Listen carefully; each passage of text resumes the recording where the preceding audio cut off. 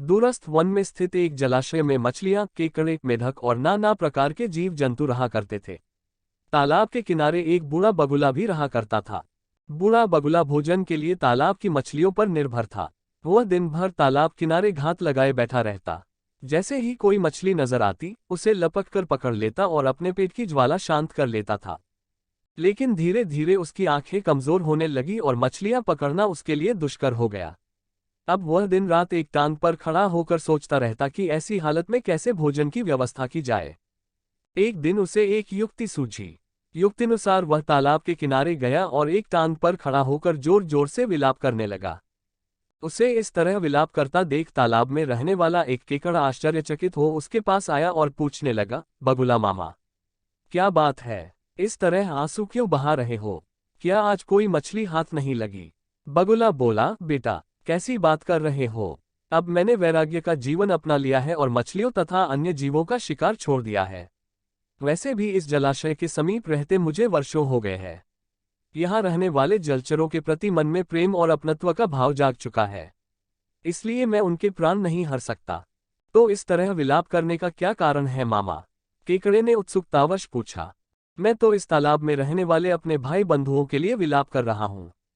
आज ही एक जाने माने ज्योतिष को मैंने ये भविष्यवाणी करते सुना कि इस क्षेत्र में 12 वर्षों के लिए अकाल पड़ेगा। यहाँ स्थित समस्त जलाशय सूख जाएंगे और उनमें रहने वाले जीव जंतु भूख प्यास से मर जाएंगे। आसपास के सभी छोटे जलाशयों के जीव जंतु बड़ी बड़ी झीलों की ओर प्रस्थान कर रहे हैं, किंतु इस जलाशय के जीव जंतु निश्चिंत बैठे हैं। इस जलाशय का जल स्तर अत्यंत कम है। सूखा पड़ने पर यह अतिशीघ्र सूख जाएगा। यहाँ के रहवासी सभी जलचर मारे जाएंगे। यही सोच सोचकर मेरे आंसू नहीं थम रहे हैं। बगुले की बात सुनकर केकड़ा तुरंत तालाब में रहने वाली मछलियों और अन्य जलचरों के पास गया और उन्हें बगुले की अकाल संबंधी बात बता दी। ये सुनना था कि सभी जलचर बगुले के पास जा पहुंचे और उससे इस समस्या से निकलने का उपाय पूछने लगे।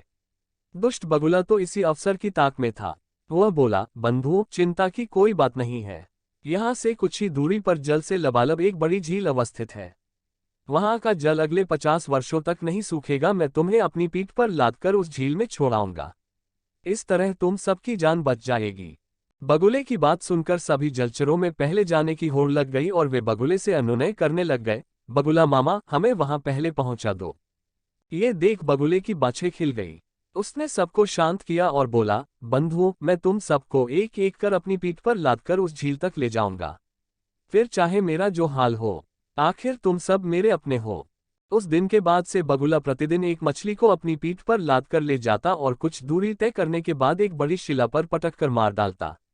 फिर छककर अपना पेट भरने के बाद दूसरे दिन दूसरा शिकार अपनी पीठ पर लादकर चल पड़ता। ऐसे ही कई दिन बीत गए। बगुले को बिना परिश्रम के रोज एक मछली का आहार मिलने लगा। एक दिन जब बगुला तालाब के किनारे गया तो केकड़ा बोला, बगुला मामा, आपने सूखा पड़ने की बात मुझे सबसे पहले बताए, किंतु अब तक आप मुझे बड़ी झील लेकर नहीं गए। आज मैं आपकी कुछ नहीं सुनूंगा। आज आपको मुझे ही लेकर जाना होगा। बगुला भी रोज मछली खाकर ऊब चुका था। उसने सोचा कि क्यों ना आज केकड़े को ही अपना आहार बनाया जाए, और वह केकड़े को अपनी गर्दन पर बैठाकर उड़ने लगा। कुछ दूर जाने के बाद केकड़े ने देखा कि एक बड़ी शिला के पास मछलियों की हड्डियों का अंबार लगा हुआ है। उसे संदेह हुआ कि हो ना हो ये सब बगुले का ही किया धरा है। उसने बगुले से पूछा, मामा, और कितनी दूर जाना है? तुम मुझे उठाए उठाए थक गए होगे। शिला तक पहुंचने के बाद बगुले ने सोचा कि अब वास्तविकता बताने में कोई हर्ज नहीं। उसने केकड़े को सारी बात बता दी और बोला, केकड़े, ईश्वर का स्मरण कर ले। तेरा अंत समय आ चुका है। अब मैं तुझे भी इन मछलियों की तरह इस शिला पर पटककर मार दूंगा और अपना आहार बनाऊंगा। ये सुनना था कि केकड़े ने अपने नुकीले दांत बगुले की गर्दन पर गड़ा दिए। बगुले की गर्दन कट गई और वह वहीं तड़पकर मर गया।